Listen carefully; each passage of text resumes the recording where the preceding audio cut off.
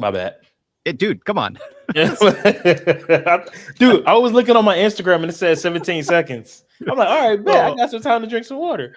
What's up, everybody? It's your boy Maurice. Yeah, I'm EL-SCRIBBLER. He had the job to start it off. I was busy doing something else, and apparently he forgot he was starting it off. But yeah, the Last of Us episode 6. Hold on, I thought you had to do something. I finished it. That was it? This one for the price or something like that. What price? That's what the episode is called. Oh, what was it called? The Right Price or something. Okay. Well, after what he said at the end, I get it. I get it. Yeah.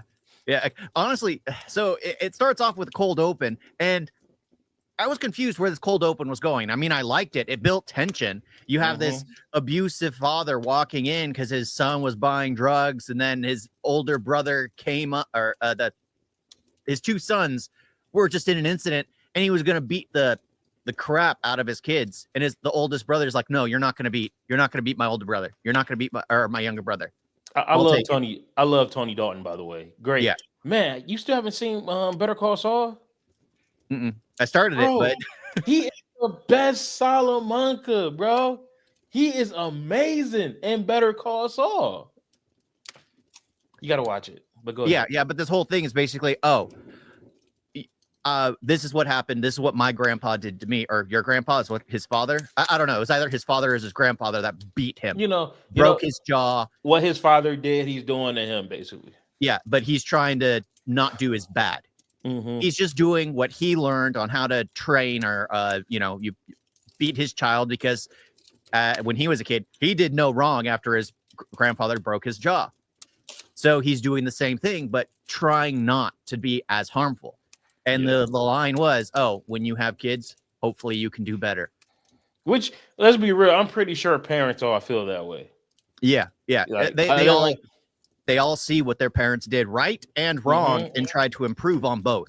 Because like whatever you do, you're basically a reflection of your household, of your environment. So I'm pretty sure your kids are going to be calling father. That shit is so weird, by the way, bro. Him and his brothers. Mother, father. I'm like, man, this is weird. They'll be sitting there like, what would I call would I call him daddy? Dad? Dude, no. I don't know, nigga. My dad died when I was like a baby, so I don't know what I'd call him. Pop. Papa, yeah. Papa.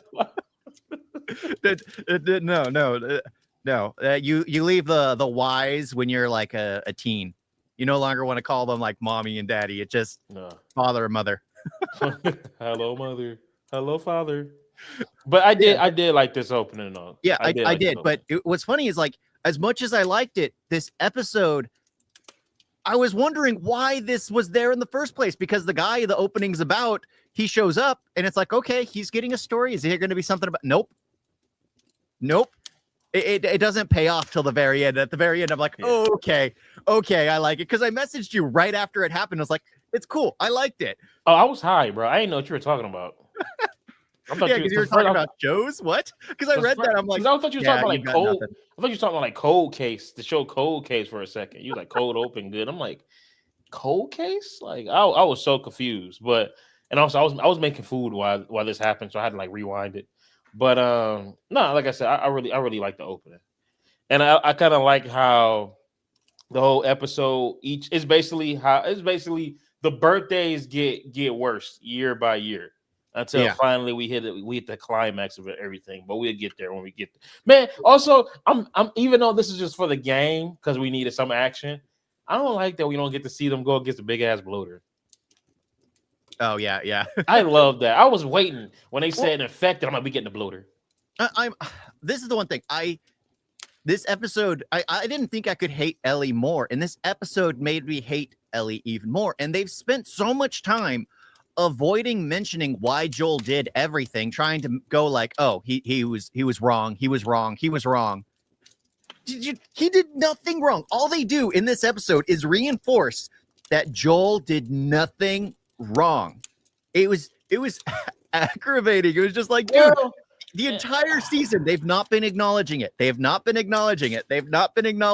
then this episode comes along and it's just like Joel's talking at the very end, and I'm just like, ooh, why the heck have they not been saying this throughout the entire series? It's just here. It's like it's just like, oh, they just wanted one solid emotional impact. But that doesn't change the fact that everyone should still feel the same. Sure, Abby will still hate him, but it doesn't change the fact that he's a father.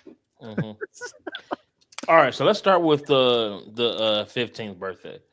I love that he basically got everything he needed to actually like build a guitar.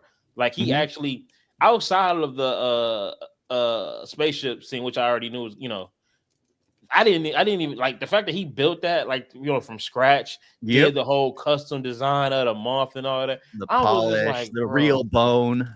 Right. I'm like, man, he really killing his birthday, bro. Like honestly, I see how he got the mama, how he got his Sarah's mom. Cause like, bro, imagine a first date with Joel or or anniversary. Man, that should be magical. He took the time. Yeah. But yeah, Eli. Oh my god, that shit was funny. Maybe you'll learn how to spell. And it's crazy. Like when he got the cake, all I could think about was how the virus started, the outbreak started in the first place. I'm like, damn, that fucking flower, man. That's all I could think about. But honestly, man, come on, we gotta get to the next birthday, bro. Dude, it was basically just straight out the game, bro. The dinosaur, bro, the space shuttle, when she put the headphones on and closed her eyes, bro, and everything started to go dark. I'm like, bro, we really about to get the full experience. I loved every bit of that scene. And then when he asked her, like, did he do good? And she said, fuck yeah, bro, you could see the tears. You can see I'm like, you did good, man. And I'm just thinking about his actual daughter's birthday. So it's like he was really trying to make, man, that's a lot. It's a lot. Yeah. It's a lot. I gotta say, again.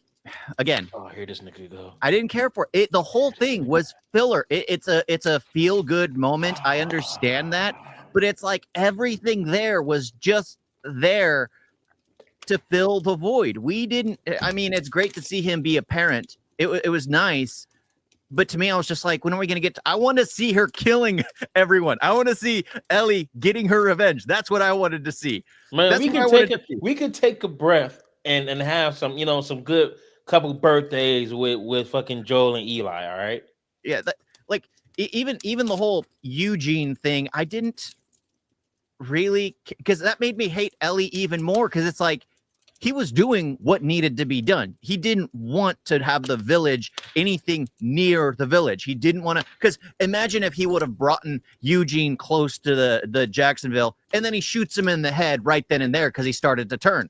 It's just like, what's better? Shooting him in front of everyone in the village, or taking him out in the middle of nowhere, allowing him to see a beautiful sight. And it's just like, if you love them, you can see them. That whole scene, bro, that shit was just sad. Yeah, that was just like Joey Pants did his thing, especially when it wasn't like, it's not my last words. I want to hear her last words. I was like, oh, dude. Yeah, he did it. He did good at one. I didn't even expect him to be in this episode, but he did a great job. Like you felt bad for him. Joel, a piece of shit.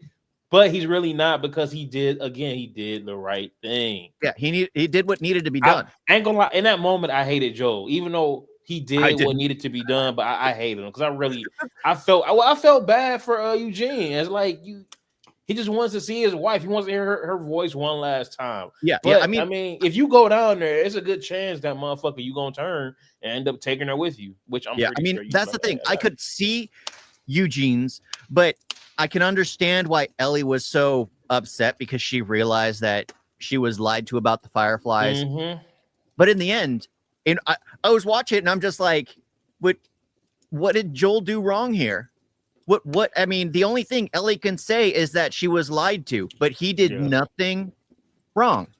Yeah, for her to go out and like straight up say exactly what happened, like I was thinking like, all right, bro, you doing too much. Yeah, you doing too much.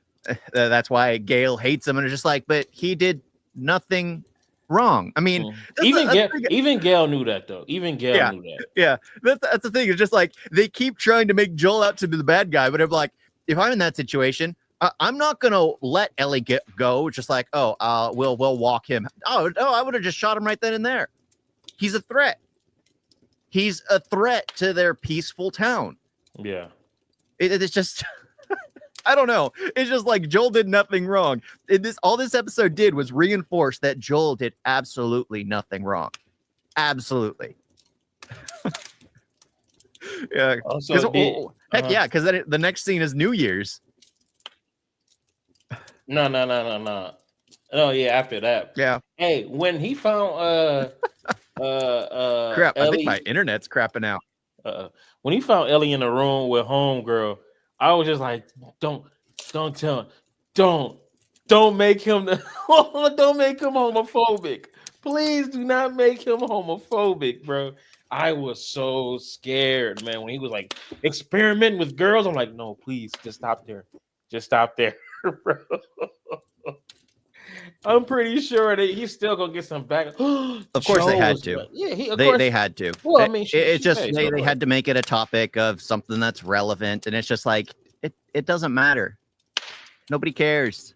And then also, nigga, no, because that shit started in 2003, and we still. Let me not say we. People still wasn't fucking with gays like that. So I guess, but hold on, they had the rainbow shit. I don't know. I'm trying to remember the timeline because now it's just like I don't know. But yeah, when he said that shit, man, I thought he was about to come out as homophobic, bro. I was like, no, nigga, don't make me hate. I'm still not gonna hate Joel, but I'm about to look at him a little different. So you experimenting. You experimenting. It's just like you don't understand. You don't understand. It's just like, okay, come on. You're mature enough. You understand. It just felt a little forced right there. It really felt like it didn't need to be there. They were just trying to make a statement, and I was like, fine, whatever. I mean, technically, she is only she was 17 at the time. Yeah, she was still experimenting. Maybe she does know what she likes, but heck, there are still people who are confused and they're in their 40s. So she was gay when she was 14. Everyone's experimenting till the day they die. I mean, some people watch Transporter and experiment new things, experience new things. Hey, it was with a woman. That's all that matters. It was with a woman. Transporter. Yeah, but that's the thing. It's like the real heart, because that's the thing. There's nothing to talk about in this episode. It just made me aggravated throughout until the very end, where you finally get the meetup. Where he's the what? The what? The meetup. Bro, you so fucking gay. Pause. What? Talking about getting somebody's meat off. Like what? I don't get it. What do you mean? This nigga don't get shit. Continue. Go ahead, get the meat off. Or meat up, whatever. Man, this nigga really don't know shit. I don't know what's wrong with meetup. You know what? Continue. Oh, I really don't. All right. But you was getting the meat up. Go ahead. I really, really, really don't. Come on, continue getting the meat up. Is your internet okay? My internet is fine, bro. Remember, I have great internet. Is your internet okay? My internet is fine. Yeah, but I don't get what's wrong with meetup. Oh, God. All right, where is you going with this, bro? Oh, but that's the thing. The entire thing, just like that moment, was the real point of the entire thing. Like I've been saying, Joel was a father. He was protecting his daughter. And you see that in this scene. Finally. But it's just like, you couldn't have said that before. You couldn't have said I was protecting my 13-year-old child. You couldn't have said, it was only when he was talking to Ellie when it came out. And Ellie's like, I want to forgive you. I kind of felt like probably because he was like, that's the only time that what I'm about to say matters. Yeah. I mean, that felt good. I liked that. The entire episode takes place just for that. Just for them to have their meetup. And I like how we see the New Year's from Joel's perspective. Yeah, it definitely felt even sadder. Because if I don't know, when we got it from his point of view, it felt like he was really just being stared at. I felt uncomfortable. It felt like it was being just stared at, even when he walked. And I like that. I like that his face was covered in the shadows as he was walking out, because he was crying. Yeah, Like, yeah, he did a lot of man, crying in this episode. he did, Oh, man. Yeah. one thing I gotta mention is Pedro Pascal cannot sing to save his life. When he's singing Future Days, he should have been singing a Johnny Cash song. His raspy voice would have been okay. I mean, I didn't think the actual Joel could sing. I thought he did right. I don't see Joel as a singer. Yeah, but that's he knows the song, but I mean, Johnny Cash would have been better. Because as soon as I heard it, because he's like singing and it's raspy, I'm thinking like Hurt. I'm thinking like more of a Johnny Cash type of song. But of course, they're going for the song that Ellie was singing. They're going for a song that has like meaning of like because he's basically talking about Ellie. Yeah, which is why I love that. Like, I actually replayed that because I was getting seconds. I was hungry. Yeah. But that's really all the episode was. Honestly, that's it was there for that meet up at the end, that feel good moment. That I don't get what's wrong with that, man. Nothing, man. I don't. Is it some new age lingo that I haven't picked up? I could tell. No, man. No, I'm not. Nothing, bro. Nothing, man. Man. But just worry about getting the meats up, bro. Just continue. Go ahead. Yeah. But honestly, that last bit of the episode was what I enjoyed. But when that ended, and it went back to Ellie, she was in the rain. She was walking. She was angry. I kind of wish it went back to her just beating up. I didn't care how that. Yeah, I didn't care how it just ended just like that. It should have ended where she's beating her up, or at least letting loose the spores into the hospital.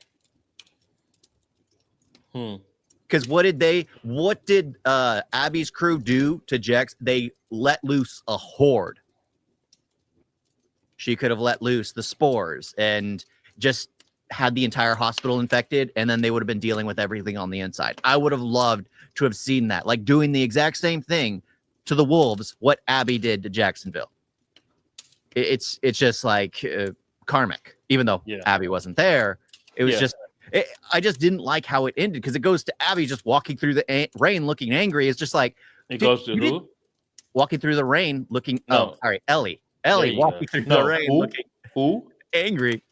They both end very similarly. Eli? You mean Eli? Eli.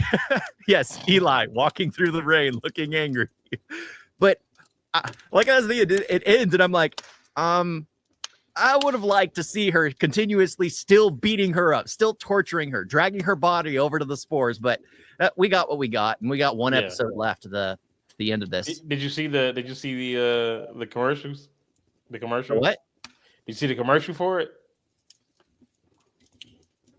The second I saw Jesse and motherfucking Ellie running in the theater, I'm like, yep, cliffhanger. He about to get popped. I was like, damn, bro. They gave you like what, 3 episodes? Oh man, that's gonna be great. They about to pop that nigga. That shit wild, man. One thing I do like about the fact that I haven't played the game recently, and only one time, is that while I still remember the big moments. I think I've said this before. I still remember the big moments, but a lot of the stuff is still brand new. So the show is not like how season 1 is, where I know every bit of dialogue. I know everything, even the background character. Here, I'm just like, I don't like, who the fuck was Eugene? I don't remember him. I don't remember this person.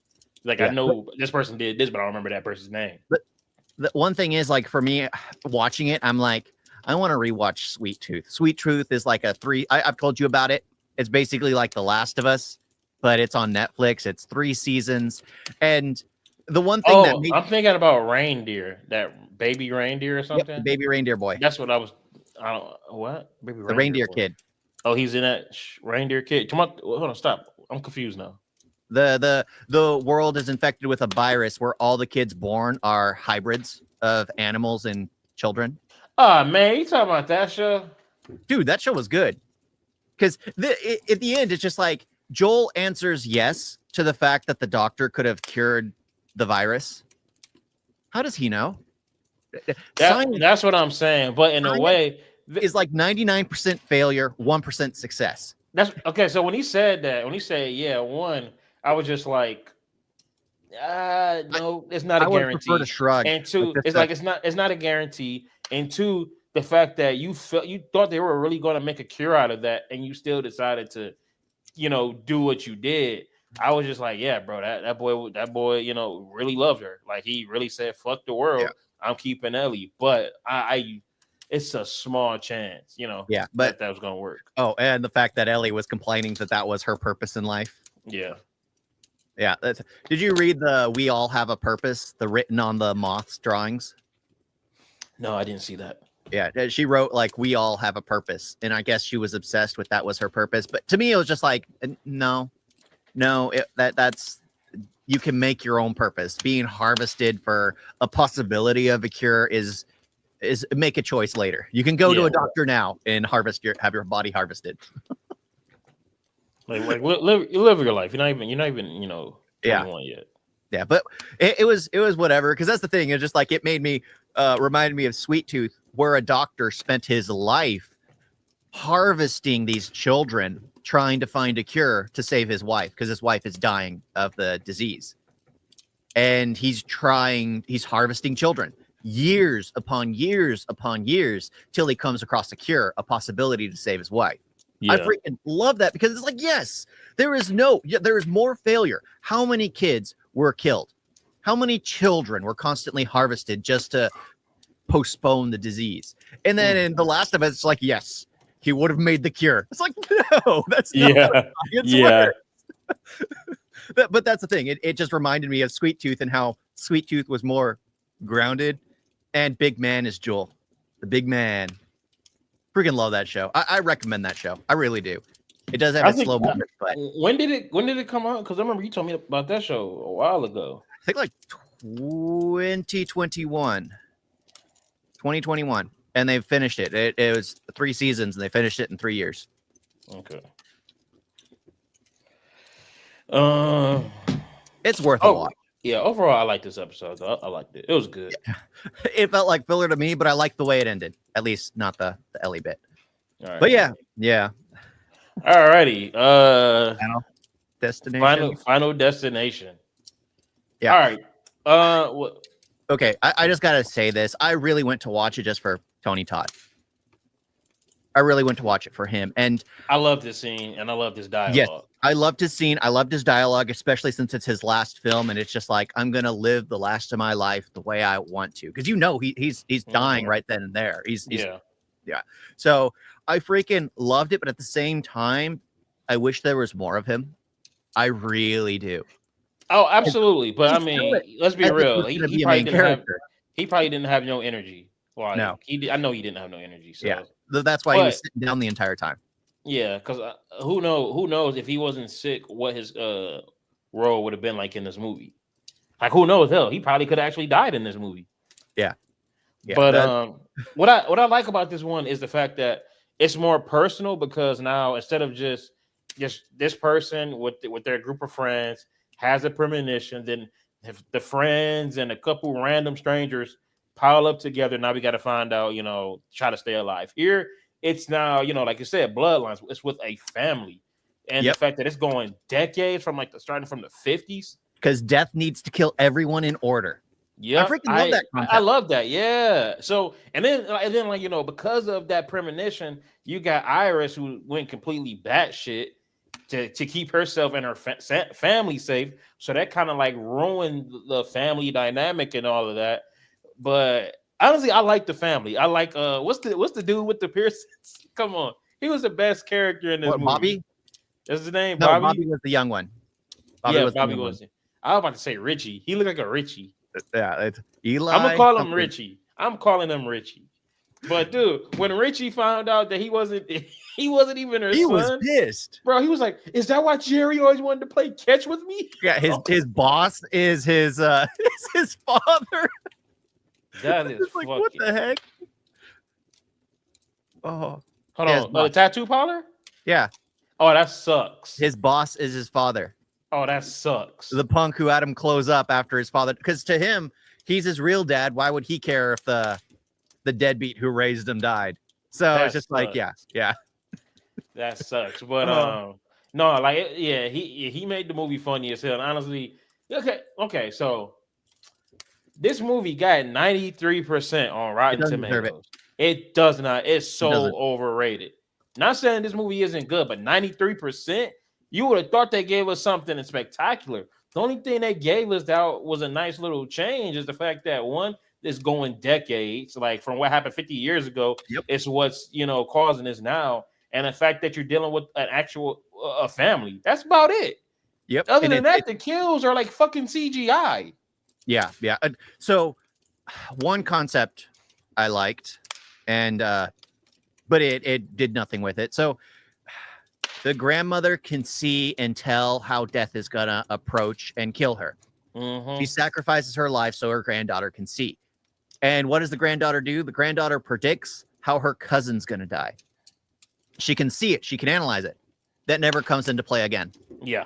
That she never can see it again. I'm like, are you talking about when she was like, the thing could fall down, hit the reef?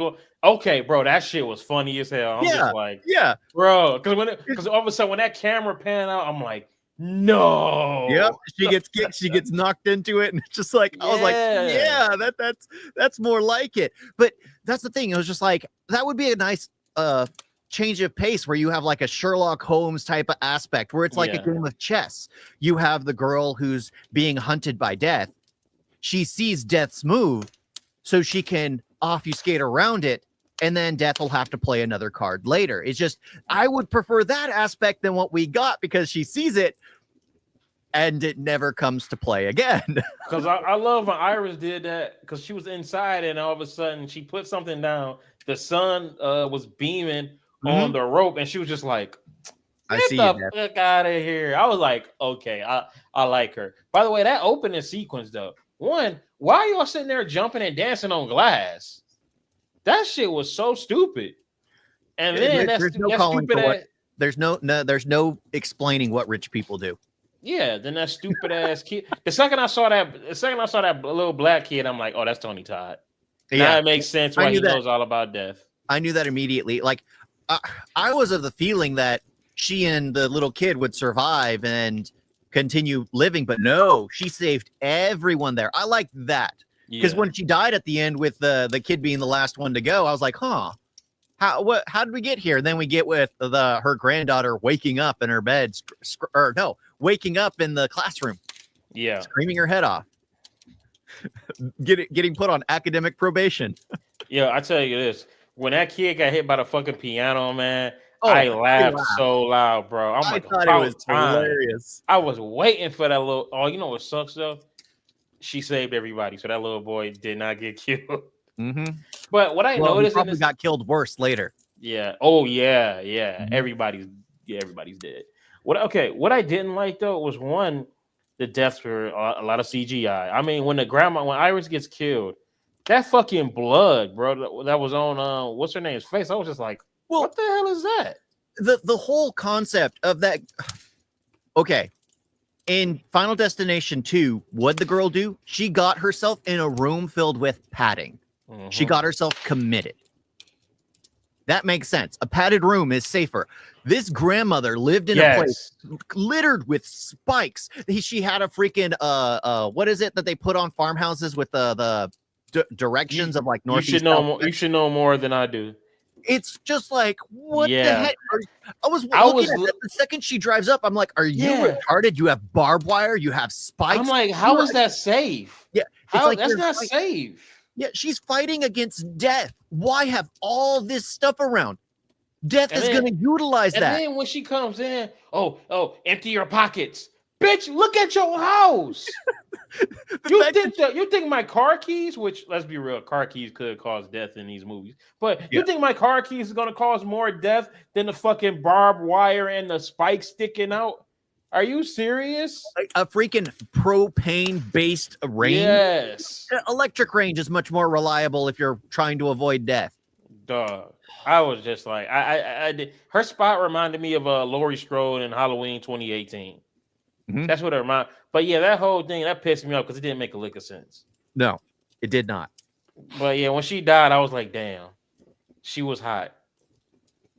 Back in the day, Iris was hot back in the day. I was like, wait a minute. She looked like a creepy old lady. Iris was hot. 1950s Iris was hot. Yeah. But like this film was so overrated, like completely. I mean, the first death, I was like, who it just seemed over the top. The majority of the deaths were somebody getting crushed. Yeah. You notice that? Like, I was just like, God damn, dude. That was the deaths in the deaths in the beginning. Then it was the death to the mom.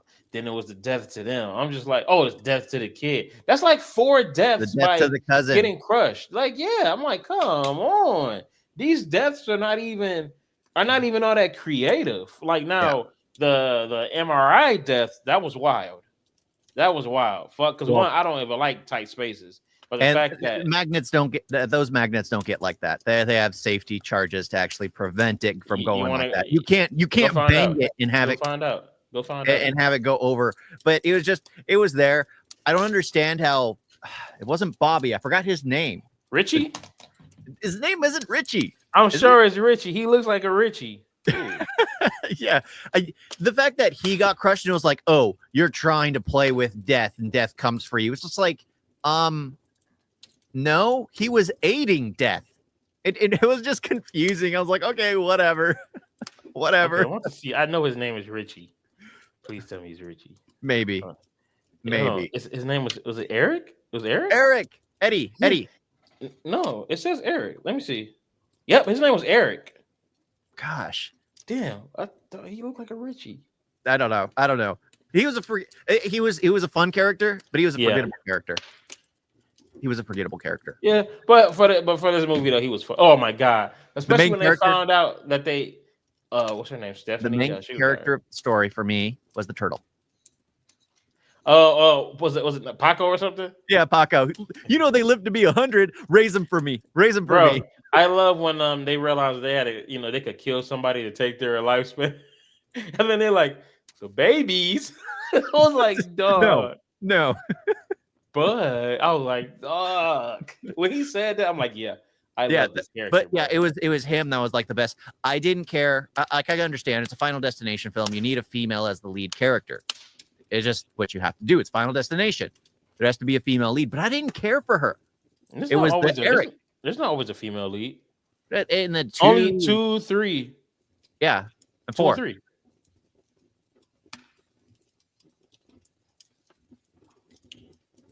Yeah. One, she was a co-star, I guess. She was along with her boyfriend. Yeah. It's always a guy and a girl, or just a girl. Yeah. Or just a guy. Because remember, homeboy from what's his name? Nick from Fired Up was the main guy in the last one. F you. Huh? Yeah. F you.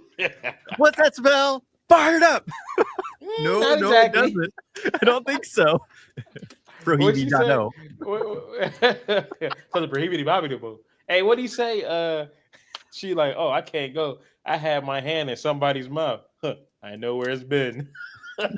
Or it's just like he's always been chewing on that guy's meat. The closet door is made of all kinds of wood. Bro, what do you say? Smell my knuckles. Oh, it's bad when we start talking about another film halfway through. Bro, it pissed me off because I was at the Bad Moms premiere and he popped up. I was like, nigga, that is Dr. Rick.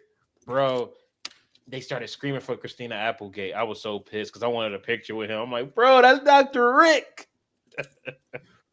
Great. Fired Up is a great movie. I need to see it. Yep. The first time I saw him was in My Chickens. Smallville. Dr. Rick. Oh yeah, I forget. I stopped watching Smallville. I don't know what it was. I just stopped watching it. Not that it was bad. I stopped watching. I left when Lex Luthor disappeared. When Michael Rosenbaum left the front. That's when I stopped. That's when the heart of it left. Is a Lex Luthor story, not a Superman story. We really did just stop talking about Final Destination. Yes, we did. We stopped talking about Final Destination. You know what the thing about this movie is? there's nothing that gets me like, okay, number one, plane crash. Let's be real, bro. Motherfuckers is afraid of dying in planes. Number two, nobody, by the way, did you see the video of the marketing they got for this? There's a log truck and it has Final Destination banners on there. I'm like, that is perfect marketing. That is smart. Yeah, the freeway, the whole log, truck, bro, freaked everybody out. To this day, nobody drives behind it. Third, roller coaster. 4, NASCAR track. I mean, people go to NASCAR, so I give you all that. And then the fifth one, what was it? That freeway, the bridge collapsing. But this one, some dumb motherfuckers dancing on a glass floor. I'm sorry, I'm not doing that. So I'm not creeped out over that. I'm not thinking like, oh shit, a glass floor. Let me not dance. Ain't nobody thinking about that. Cause ain't nobody doing that. And lawnmowers don't turn on by just pushing a button. You need to hold the handle as well and then push the button. That's how they work. But they spoiled that, so I didn't care. But again, I hate how Eric didn't die. Who? Eric? The whole tattoo parlor burned down. Oh yeah. It's just like, and he's just walking around. It's like, it's a good thing I was wearing leather. I was like, come on. And then of course he gets a worse death later. But he got fucked up. But like, okay, when he's the one who had piercings all over his body, even on his meat, his nose, his nipples, his meat. Yep, it's down below everything. I guess the meat wasn't up. Like a belly piercing. You still don't get it. I guess his meat wasn't up. Oh, it was up. He got his meat up. He got his meat up. It really got tugged on. But because again, like the father's death, I already saw it in the trailer. But again, like once we spent time with him, and you know about his mom, about how she's crazy, then the whole family deal. When he dies, it's just like, damn, this man just lost his mom. Like I actually kind of cared a little bit. Which, by the way, which is a good thing, because with the other ones, it was just random people. Here you got a family. Yep. The mom survived. Did she die? The wife, the father's wife, did she die? No, she's not a part of the family. Oh yeah, she got away. She walked out when she was like, "Oh, you're not your father's son." Oh yeah. And that whole argument. Jerry, that's why he wanted to play catch with me. That shit is just too funny. I love that. Everybody in the theater was laughing at that. But man, honestly, bro, now that I'm thinking about it, I'm glad I didn't do my review because I had to sit on it. Pause. And dude, like, and then how they died at the end, bro, with the logs crushing them. I was okay with that. I wasn't, because it was like a whack ass death. Yes, they were all, but that's the thing. I would have been more pissed if they survived. Oh, I have no problem with them dying. I have a problem with, one, how it looked, because it was just so CGI, and two, how it happened. Oh, I'm just like, bro, you know what? You know how they could have switched it? If she would have saw a premonition, switched it up, and then still got killed a different way. Mm-hmm. That would have, instead of just this big ass train coming through. Which also I love that they used the same penny from the 50s from the beginning, but this fucking train coming through it in the law. I'm like, man, that shit whack. Yeah, that wouldn't have shifted a train off the tracks. A penny, no. That penny would have been crushed, completely and utterly flattened. But it was there just to be like, oh, they could have done some other death, but I'm just happy they died. It's Final Destination. They didn't deserve to be born, and I'm glad that death got what they wanted. But damn, nigga, was Death the protagonist to you? Yes, he's the hero of the story. Yeah, got him with the spring from the motherfucking vending machine. But I gotta say, like because there's really nothing about this film. Everyone just gets crushed. That's it. Even at the very end, everyone just gets crushed. Piano crushed to the head. Kid get crushed by the piano. Mom gets crushed when she's getting ready to try to make a little speech. We're gonna get out of pew, and then the brother and sister get crushed. Yep, that's 5 people that got crushed. Like crushed by the hell, fuck that. Hell no, 6. Let's get crushed by the trash compactor. Yeah, Yeah. And Eric got crushed when the wheelchair came up behind him. That's 7. Yeah. The only one who didn't die by crushing would be Bobby. Bobby. When it went through his head. Hell, the father got crushed by the lawnmower. Mm-hmm. That's 8. Yeah. So okay, now the movie just went down. Yeah. I said top 3, but honestly, bro, all y'all deaths were just getting crushed. It was the same thing. Thing. Yeah, they was not creative at all with their deaths. Yeah. What the thing that was the most creative was the one in the tattoo parlor, which didn't kill him. Because that sucked.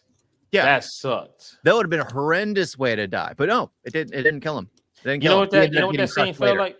It felt like the scene in the first Final Destination where the teacher or whatever, she's in her house, and then the microwave blows up, the spot is on fire, she accidentally stabs herself. It was like a million things happening all at once. That's what that scene felt like, just for him not to die.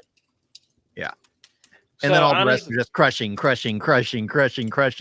Death is here. I can see death. I know it's here. It's going to do something. Let's get in the house with all the spikes, with all the things that can kill us. Let's go in this house. It's so freaking ridiculous. Funny? I was thinking about giving this shit like a B+. I might get it like a C+, maybe a B. Excuse me. Yeah, but for me, a B-. Like I was worried with how they were going to end it, because it's like you have Tony Todd, who's passed away. You have the Penny going, and he's supposed to be the last person after that family that dies that's supposed to die. And the penny's rolling. Showing all the incidences. You have scenes of like what happened to some people. Continues rolling. And then it goes to the very end, fade to black, in memory of Tony Todd. I preferred that. I would have hated if they had like a news article. I would have hated it if they used a news article going like, oh, Tony Todd, or using this character's JP or JB or whatever his name was. I liked what they did. It fade to black, and it's like in memory of Tony Todd. Yeah, like, I zoned out during like the majority of what you were talking about, but I agree. Yeah. I'm sorry, I zoned out like crazy. Yeah, the movie was. It was cool. It was cool. Yeah. It was super duper overrated though. Yeah. Like I'm thinking this is like how Saw X was. I'm like, damn, Saw X got an 83%, and then it turned out to be good. The only thing it was just the fact that we already know that him and Amanda die in 2 and 3, so it kind of takes the suspense away, and the fact that it's the 10th movie, so you already know that there's going to be a twist at the end. But other than that, though, Saw X was great. Yeah. I like how I just started talking about Saw X instead of Final Destination. Yeah. I mean, the only good things was the fact that it's the family ties trying to hold off their death as long as possible. But you can't run from death. I like that. And Tony Todd's speech. Another thing I would have enjoyed is if they actually could understand what death was going to do. They do it once, and it never comes into play later. Because I was like, ooh, because they made such a big deal about it. It's like, oh, she predicted it. She knew how it was going to happen. Yeah. Nothing happens later. I love that. Whatever. All right, but yeah, man, Final Destination. It was all right. It was cool. All right. So I watched Mission Impossible 3 for the first time in forever. I love that one. What'd you think of it? Didn't care for it. You a bitch. I'm sorry. It's the first film over again, which they all technically are, but I think it's going back and knowing J.J. Abrams' penchant for, having the mystery box. We never learn what the rabbit's foot is. It's just there. How did you not care for that, bro? Philip Seymour Hoffman was great. He was that opening was so good. I loved it, but at the same time, it's like so suspenseful, that whole freaking thing. And then you go to the past where everything's neutral. He's in a relationship. I don't know. A lot of it just felt a lot of the same. Of course, you know who the bad guy is immediately because he hands him a knife. Who the real mole is, because you have a friend who's working with him who's the real mole, just like in the first one. You have Ethan Hunt, being disavowed because he's accused of doing things that the mole was doing. You have, it's just a lot of it is exactly the same. And I'm like, well, they all technically are, but it was just the fact that this rabbit's foot, you don't know what it is. Can it be recreated? At least in the second film, he destroyed all the other things. He destroyed it all. So they couldn't create more. In this one, all he does is takes the rabbit's foot. He has no clue what it is. He has no clue if more can be made. He has no clue. Like, it's just like it's J.J. Abrams, mystery box where your mind is supposed to put it there. What if there's an alien inside there? What if it's some kind of, we don't know. And it aggravates me because I'm like, why? It could literally be something that just someone wants to keep. Maybe a big diamond. Maybe. What? I just love that part in the movie. Yeah. Yeah. I was hoping you caught on, but yeah. Because okay, so that brings me to one of the issues. He tells us how the face masks are made. Mm-hmm. We're introduced to that. I didn't care about that. That's just something we accept. Yeah. But the thing, the thing that everybody wants, the rabbit's foot, the McMuffin that everybody wants. We don't know what it is. We learned how masks are made. They spent 3 minutes, 4 minutes, 5 minutes on that. They spent time showing us how they do the voice change, but they couldn't tell us what the rabbit's foot is. Hold on. So again, I haven't seen that movie in a minute too. We never find out what the rabbit's foot is. No. Maybe he's gonna show up in this one. Yeah, maybe. Because it is just like I like this one, bro. I really liked it. This Mission Impossible 3 is Fast and Furious 4. It's like they're trying to, they switching up the style. Because after this one, I kind of felt like all of them were kind of following. But the style is the same as 1. Oh, I thought 1 was boring. One is still my favorite. After watching it, I'm like, it kind of like reminds me of Jurassic Park. Well, I could watch the sequel, but I'd rather watch Jurassic Park. I could watch it's just like the Jurassic World, but I'd rather watch Jurassic Park. I could watch Dominion, but I'd rather watch Jurassic Park. It's the same. You could watch Resident Evil Apocalypse, but you rather watch Resident Evil. Yep. Yeah. Mission Impossible 3 go hard. I mean, didn't they? Oh yeah, Lawrence Fishburne is in this one too, right? Yep. And then, bro, they bring in Simon Pegg. You notice that once Simon Pegg enters the franchise, now it's just like the best shit ever. Yeah, I enjoyed Simon Pegg because he's having him there and his piece of dialogue where he's like, oh, my professor used to talk about like the God particle or whatever it was, the world ender. And anytime I see something like this pop up that people are willing to pay a ton of money, it always just reminds me of my professor talking about the God, whatever. And I was like, okay, but can we at least learn what the rabbit's foot is? Again, that's just like one of the things that really pissed me off. We learn how the masks are made, how they do the voice, but we don't learn what the rabbit's foot is. Yeah. Even though he does say, "Oh, if you stick around, I'll tell you." Well, we still get more Mission Impossibles, and we never learn, unless it comes back in this movie. I highly doubt it. Because the popcorn buckets are the rabbit's foot. Oh, really? Mm-hmm. See, I'd be wanting one of those popcorn buckets, but I ain't trying to pay no $20, $30, $40, bro. Honestly, well, my thing is, I would have no room anywhere if I was always buying those specialty. Oh, me too. Because they had one for Terrifier. I wanted one. I wanted the Deadpool and Wolverine. There were so many popcorn buckets I wanted. And they were 2 Deadpool and Wolverine. Yeah, no, there were actually 4. About 4. Oh yeah. I saw a YouTube video. There were so many of them, bro. It's ridiculous. But yeah, dude, like the popcorn. Dude, did you see the Gladiator 2 popcorn bucket? Mm-hmm. The Coliseum? Like, come on, man. Yeah. But the Mission Impossible Final Reckoning, their popcorn bucket is the rabbit's foot.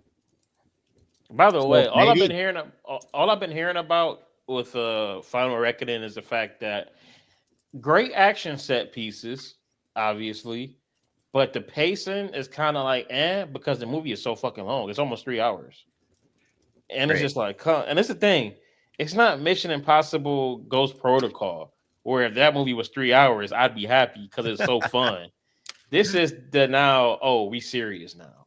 So I don't think it's going to be as fun. Like, Yeah, that's why Protocol is still my favorite, because that movie was just so fun. Even Rogue Nation was fun. And then we got to Fallout. Fallout is dope as hell. I enjoy it.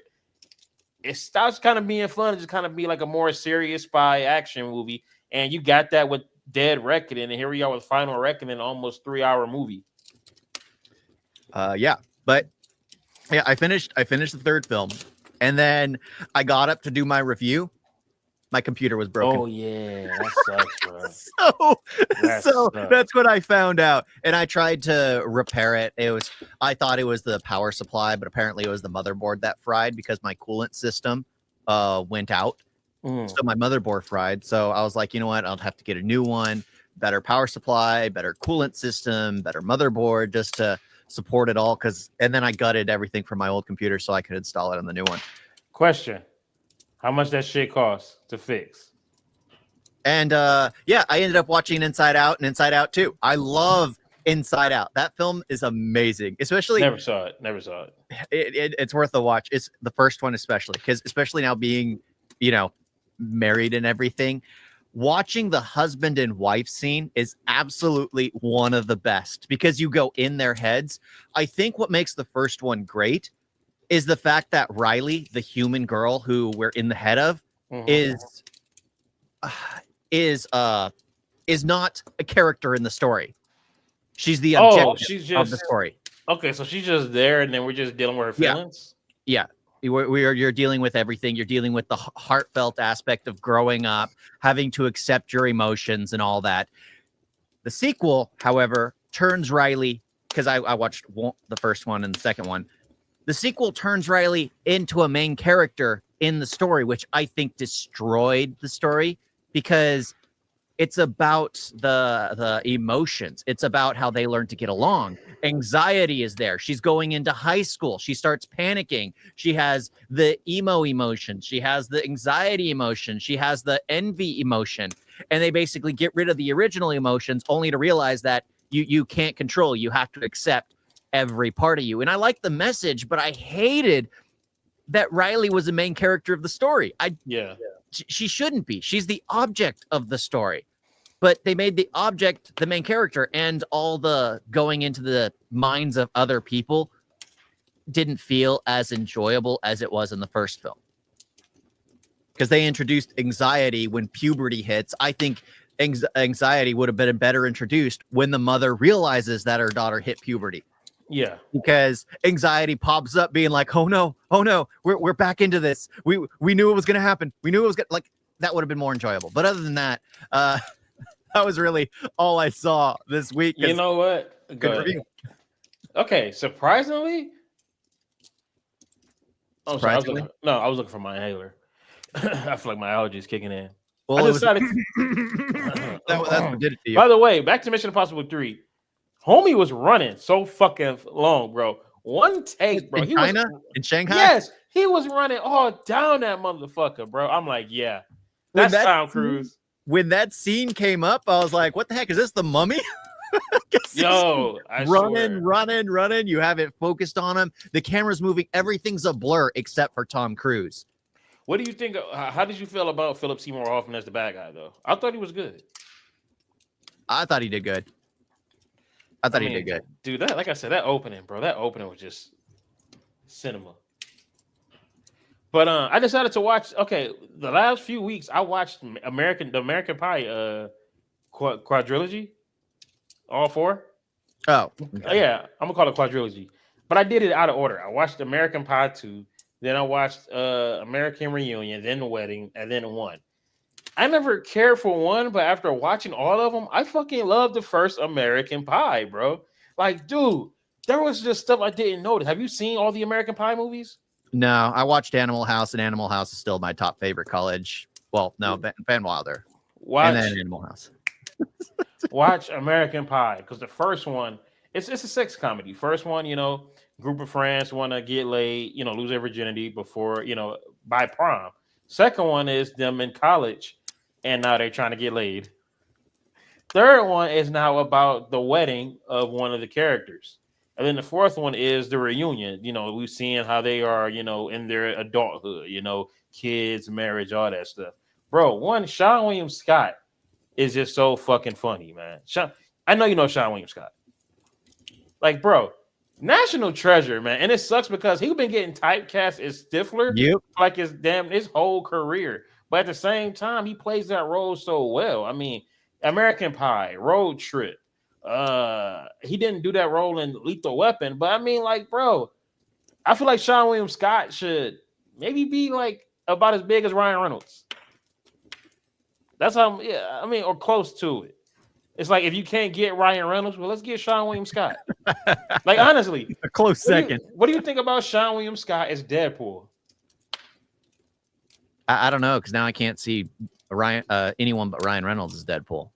That's the thing. Like, who can replace? Well, the Calvarine can probably replace Hugh Jackman. Yeah, but yeah. Honestly, I'd be down with that. The Calvarine, I'm down.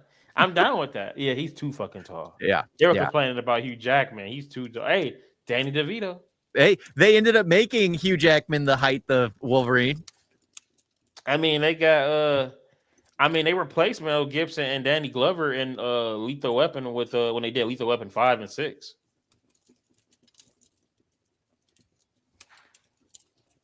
What? You don't watch It's Always Sunny.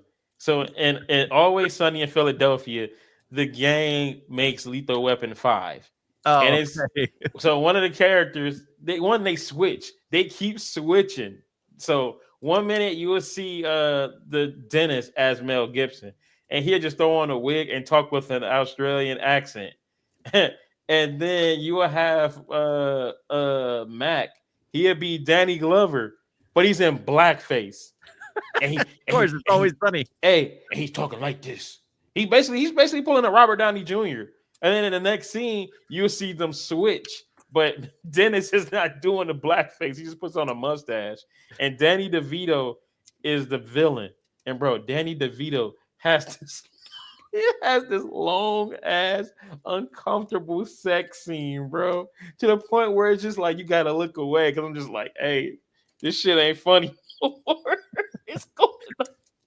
And I think they showed that in front of they showed that shit in front of kids in a school, bro. They showed them Lethal Weapon 5.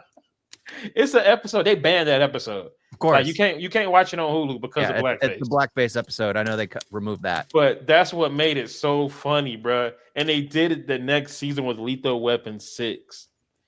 Oh my god, bro. You have to watch that. Yeah. But yeah, it sucks. Like I lost my computer, and this is the week you started picking up more stuff to do. It's just like, dude, come on. So everybody, while Scribbler is getting his computer fixed, come on over. Your boy Maurice. I got a bunch of videos. Yeah, we even got a few videos with each other on that. Pause on his channel. Yeah. No. Nobody meet us up.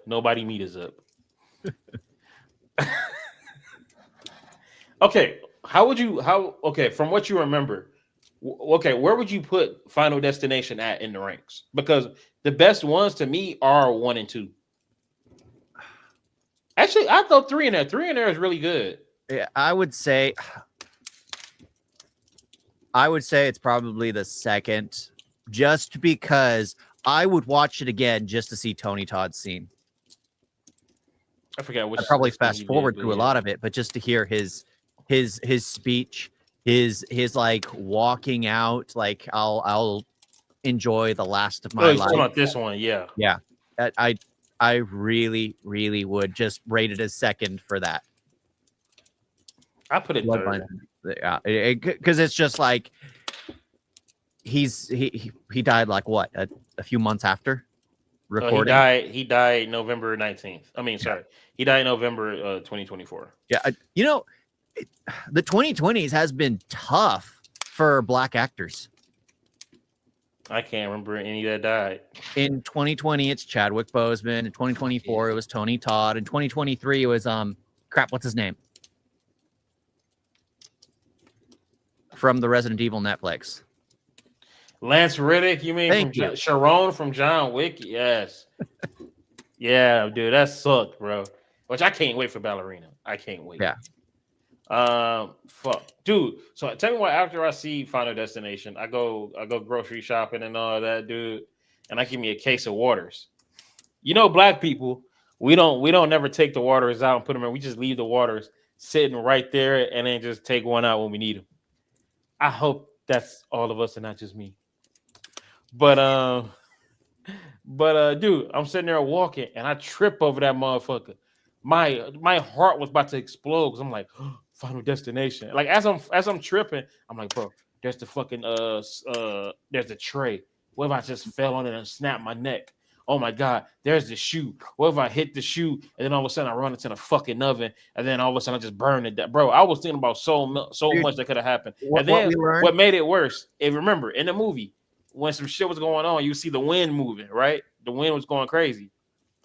I'm smoking.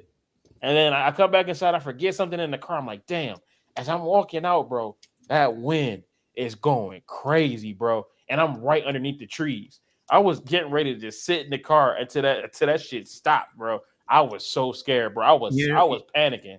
You know trees crush cars, right? That's why I ran in the house. So I was just like, wait a minute.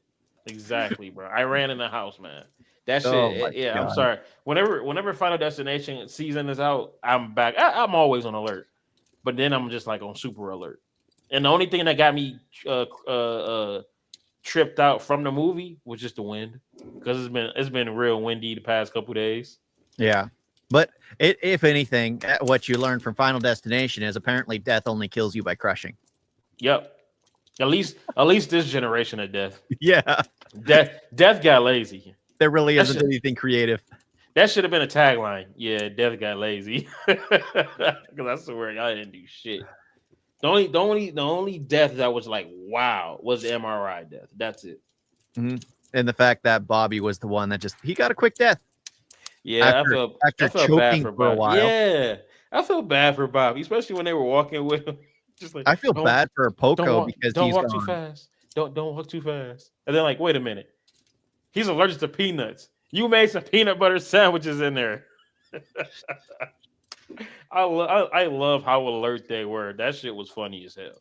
But yeah. Final Destination it was cool. Yeah, it was a crushing movie. But we got Lilo and Stitch and Mission Impossible coming out this week. I'm watching Mission Impossible. I'm going to see both. As much as I'd like to see Lilo and Stitch, I can always watch the animated version and be happy. True, I feel that. I'm gonna go see both. I don't think they can replace Bubbles. No, I was just like, damn, dude, we couldn't get Ving Rhames. I know he owed. By the way, I know Ving Rhames is straight up dying in Mission Impossible. Because every time I see the trailer, it's always him wearing that whatever blue outfit he got, and he's looking like he dying. I'm like, yep. He's giving him a hug. He's saying something sentimental. Ving Rhames is dying. Yeah. Well, this better be the last film. They have what? This is the 8th film or 9th film? 8th film. This is the thing, though. It's going to be the last. You know why?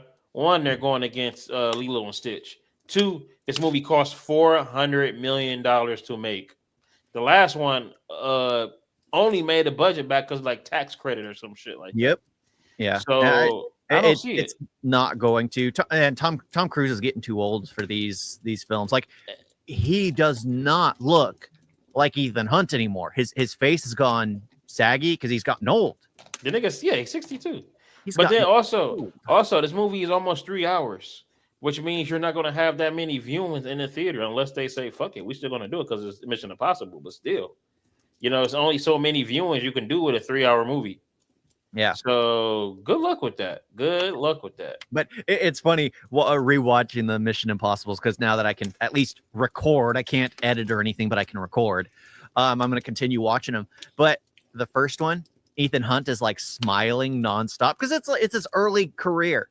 Yeah, it's his early career. And in the second film, the bad guy makes a comment about smiling like an idiot nonstop when he plays Tom Cruise, when he acts as Tom Cruise or Ethan Hunt. And I'm like, yep, I love that in the first film.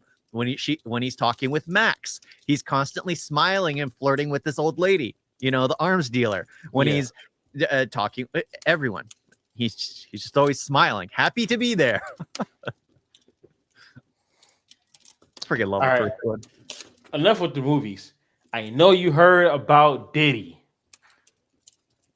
Heard about what? Diddy. No. P. Diddy. Man, you don't. What was the sentence? You don't be listening to no current events. Nope. I mean, I know he got arrested for the things he had in his possession. Oh, bro. So this singer Cassie, which I already know you don't know her, she been with Diddy for like 14 years, and she's been involved in the freak offs. And there's also a video of her running to an elevator in a hotel and Diddy running out in the towel, basically beating her ass. But bro, she said in court that like baby oil. Like remember when they busted him, it was baby oil and guns. That's wild. But like everybody had to be baby oiled down. Like if she wasn't, he'd be like, hey, you a little too dry. And go to the baby oil station. There would be a little pool filled with baby oil. And then she said Diddy would have a male escort. Fuck that. I'm not calling this nigga Diddy. Sean. That nigga name is Sean. Sean would bro, why is it this Sean? Why is Sean's always the weird ones? What is with that? Sean, Big Sean. Yeah. His name is Sean. His name is Sean. Why did he go for P. Diddy? Sean John Combs. Is it Sean John Combs? I know you got Sean John, but I know it's Sean Combs. Yeah. Oh wow. So Sean would have male escorts over and piss in her mouth.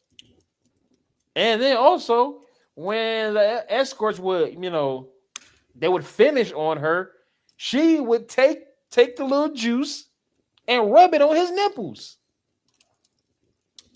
This nigga nasty.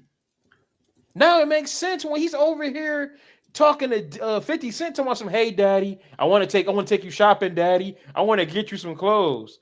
Nigga, what? You saying that to 50? Hey, 50 was on the Breakfast Club, like, man, that's gay. You don't ask no grown man to do that. Yeah. Diddy wild, bro. Ain't no party like a Diddy party, but I ain't trying to go to no Diddy party. I thought I was messed up, but okay. Yeah. Yeah. Like, what the heck? Man, y'all thought Transporter 3 was bad. Yeah. That's something else. That's something else. Yeah.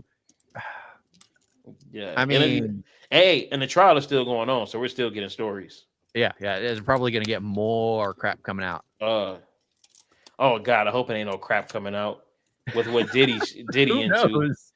I wouldn't be surprised. Diddy's exes start popping out of the woodwork.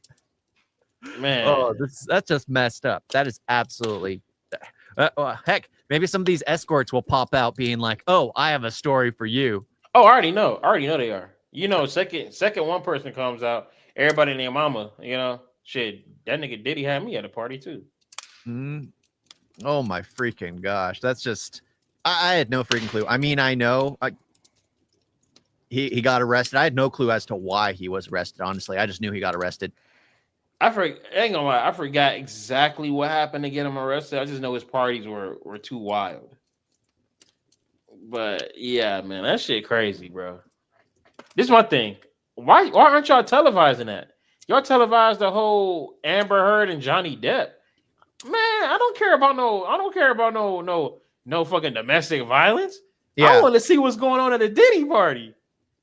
I want to hear about everything, man. Let me get some pictures if you got it. Pause. Yeah, Johnny Depp being beaten by his wife is not as graphic as apparently what was going on at a Diddy party. So they'd have to put a rating on that.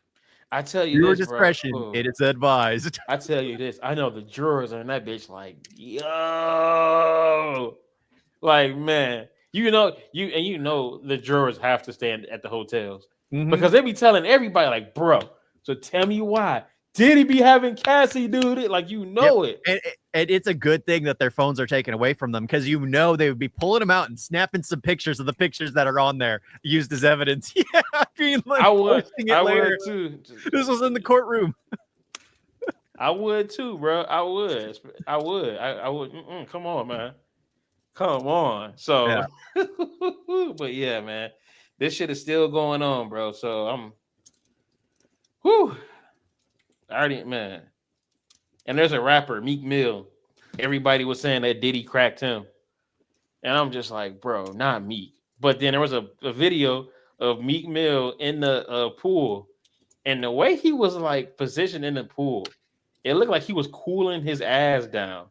Because even Diddy was like, "Yeah, you put in work, baby. You put in work. Yeah, look at you." I'm like, bro, what's going on here? Yeah, that's Like, Meek, why are you in the pool like that? Because he was just so loose in the pool. He was just. I'm like, hey, oh, you good over there, buddy? dude. So if you were in a situation like that, would I you put wouldn't be, yourself in a pool to cool off? bro. Or I a would tub? never be in a position like that. You wouldn't watch Transporter? Man, You, shut the you, fuck did you up. need to cool off?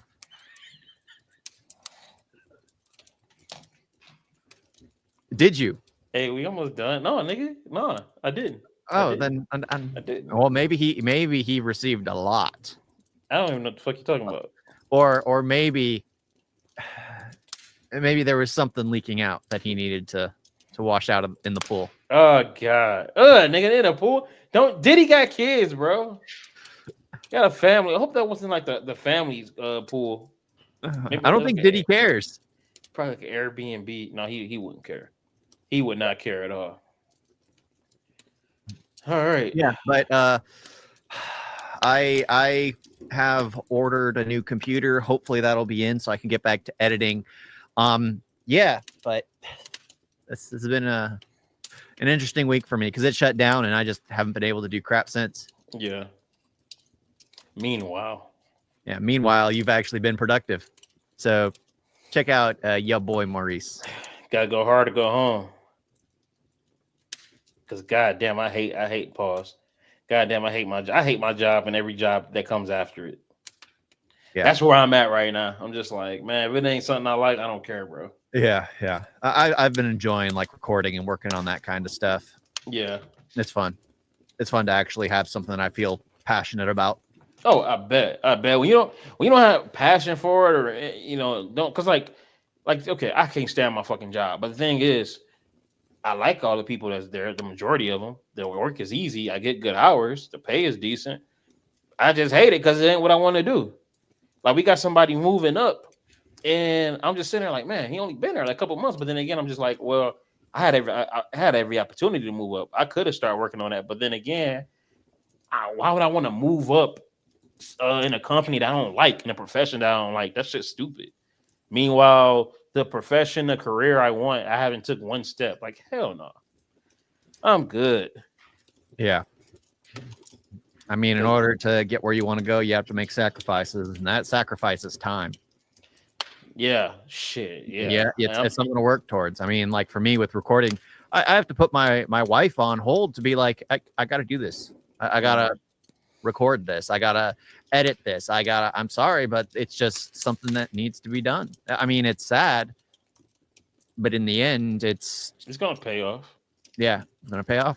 Cause like Fox and me and him was playing. We played Call of Duty, and I told him like, hey, it gotta be by 8 because like once 8 hit, I'm cooking, watching Last of Us, doing this. Like I plan on like getting everything done before 8 o'clock every day. So that's whether it's exercising, doing my videos. I mean, also I'm about to go get a second job, so probably won't be able to record on Sundays soon. But yeah. We get cross that road when we get there, but yeah, I'm definitely putting in some time because, dude, imagine people be working fucking 8, 9, 10-hour shifts, but they can't put in an hour to themselves to actually like progress or something. I was sitting there, I'm at the store, I'm watching, the woman put away, the onions and all that. And I'm like, I bet you she did not grow up wanting to work at a Meijer. You know what I'm saying? Like putting away onions. I bet you this person did not want to work as a bus driver. But then again, you got to remember, we need worker ants. Yep, and a lot of people don't want to make the sacrifice. Like they'll work their 9 to 5 job, their daily job, and then waste their money on the weekend when they could be spending that time to save up for something and work towards something they really want. Because a lot of people, they'll either further their education to get the job they want, or like for me and you, use our time to work towards something different.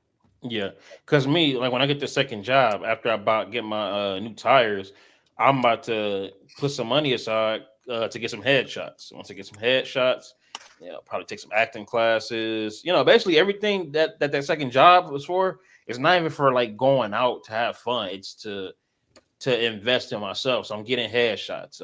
I'm subscribing to acting sites so I can do auditions. I'm gonna take some acting classes and stand-up comedy classes. Yeah, all that is basically gonna just go for my brand, basically. Because it's like okay, I went out, I had my fun, going out every week and all that. Okay, now it's time to put in the work because I'm 34. And then we can live the entourage life. Yes. I'm living at your house. I'm definitely gonna be living that Vinny Chase lifestyle. If I'm not married before I make it, yeah, I'm living that Vinny Chase lifestyle. Fuck that, I'm still living that Vinny Chase lifestyle, bro. I'm 34, man. Let me have some fun right quick. Because I wasted my 20s. Yeah, we 34, bro. Yeah, we're about to waste our 30s. Yeah, bro. Yeah. It's like, what's funny there. What's funny if you had gotten married in your 20s, I'd have been like, man, I'm fucking jealous. This boy ain't got married. Now that we like 30, I'm just kind of like, nah, man, you can keep that, bro. I gotta become an actor. I don't even care about getting married or kids no more. Fuck that, bro. I'll wait till I'm 40. You got your transporter. You get enough of what you want. Okay, go fuck yourself. I'm not the one that received it, man. Hey, she ain't had no complaints. She ain't had no complaints. Yeah, but The Last of Us is about to end, at least season 2. That's about to end.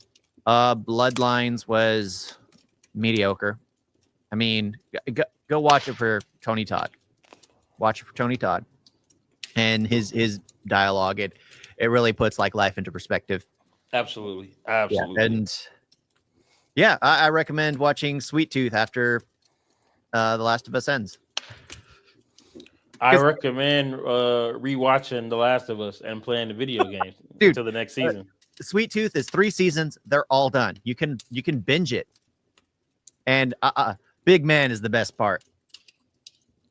I got dude, it's so many shows out, bro. I gotta finish up Godfather of Harlem. I was getting ready to start Poker Face. I was also about to start another show too.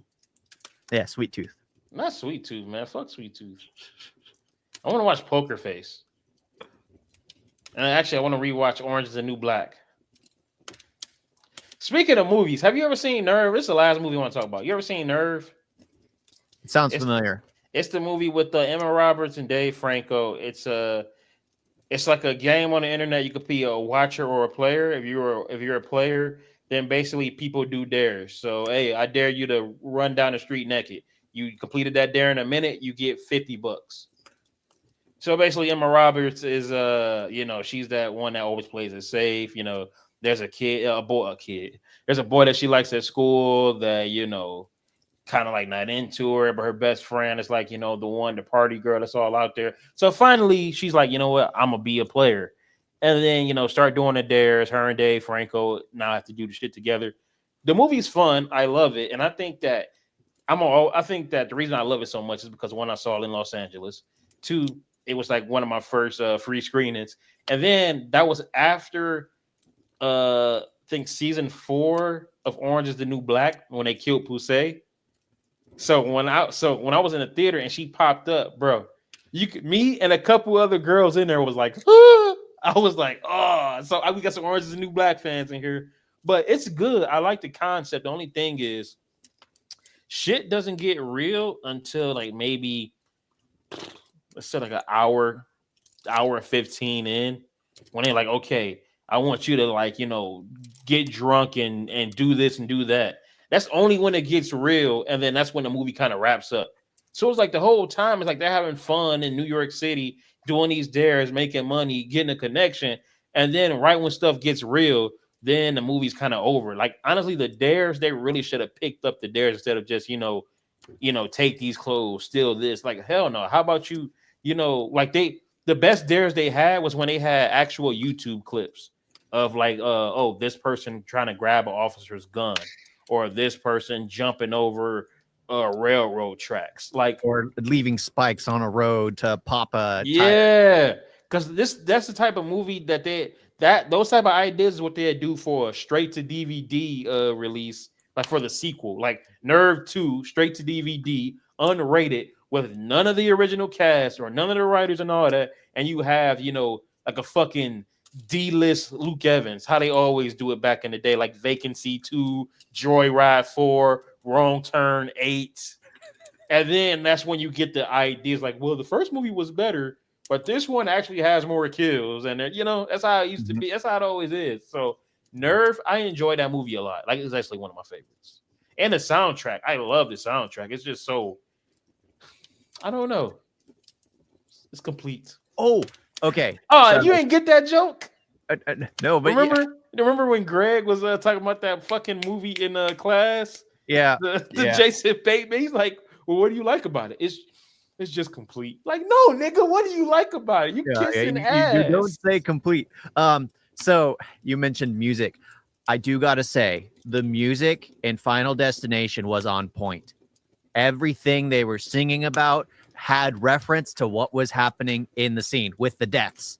Oh, I didn't catch that. Yeah, like you're getting a little bit louder now. You're getting because it went when they were all dying, it went from loud and screaming to quiet to loud and screaming. Everyone, it was every single song. You make me want to shout. You make me every song. They had it like a raindrops falling on my head, and its bodies falling out of the sky. You have all the songs had something to do with what was going to come later. So I didn't even the fact that you mentioned music, I'm like, oh yeah, that was one great aspect in it. You have all these classic songs that are referencing what's happening in the scene. Speaking of songs, I didn't know that in Sinners, I find something new every day.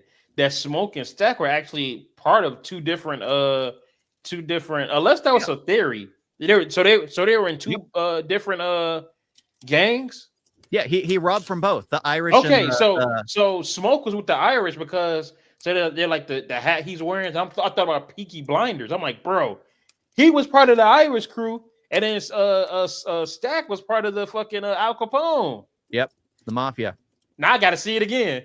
Yeah, now I got to see it again. But damn, you notice something new every fucking time. Yeah, because that's the thing.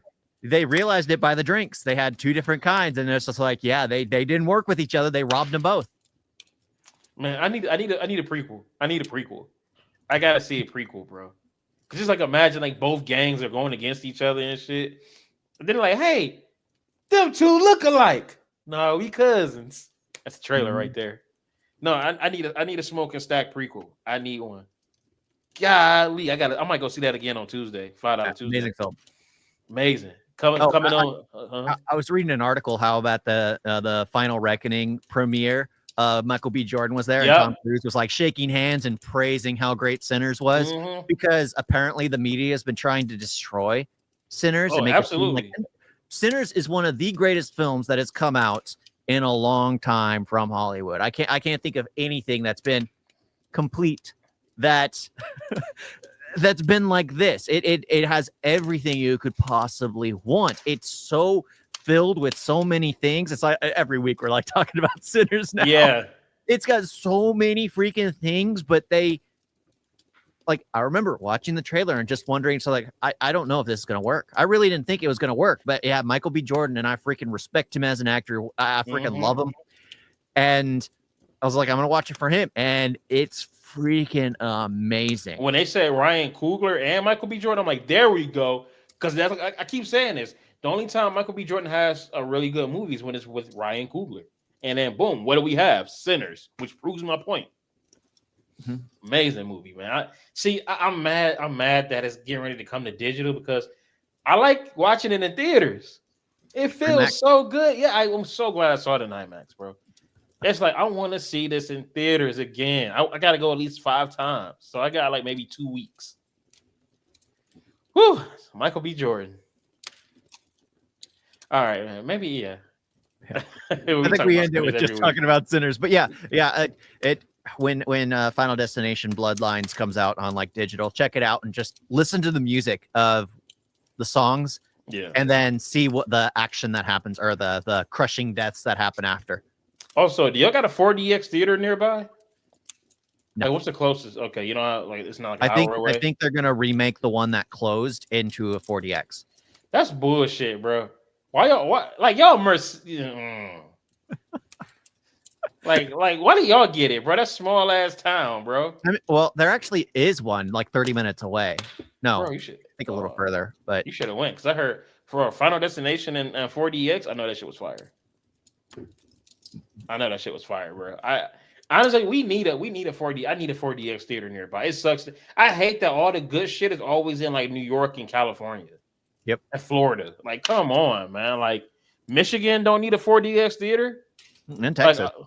Like imagine Fast and Furious 4DX. Dude, imagine Sinners 4DX. Haley Steinfeld spitting in your mouth. You just. Hey, y'all, thanks for watching. And like, what? What? I don't think we were watching the same film, man. I mean, Haley Steinfeld, man, hell yeah. Oh. But hey, Fred, thank y'all for watching. You can follow me on YouTube at your boy Maurice. Same thing with my TikTok and my IG, your boy Maurice. I'm EL-SCRIBBLER. Yeah, just Google it, I guess. And something weird's gonna pop up. It's your fault. You Google it and it's something weird. I need to actually check that and see what the heck the search engine will find. I'm curious. I'm actually curious now. But yeah, thank y'all for watching. I think we're good. We're good. Bloodlines was meh. Last of Us is wrapping up. I liked the last few minutes. Of course, your boy Maurice enjoyed the whole thing because he always loves the whole thing. Fuck you, bro. I didn't realize what I said until it came out of my mouth. Oh, wow. All right. Toodles. Later. Fucking asshole.